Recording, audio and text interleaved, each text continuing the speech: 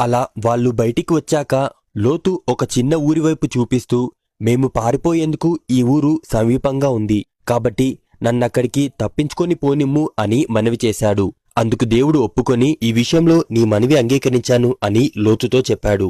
అందుచేత ఆ ఊరికి సోయర్ అని పేరు పెట్టబడెను. సోయర్ అనగా ఆశ్రయస్థలము లేదా క్షేమకరమైన స్థలం అని అర్థం.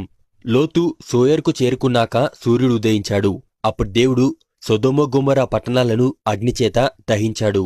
అయితే లోతు భార్య అతని వెనుక నుండి తిరిగి చూడడంతో వెంటనే ఆమె ఒక ఉప్పు స్తంభంలాగా మారిపోయింది.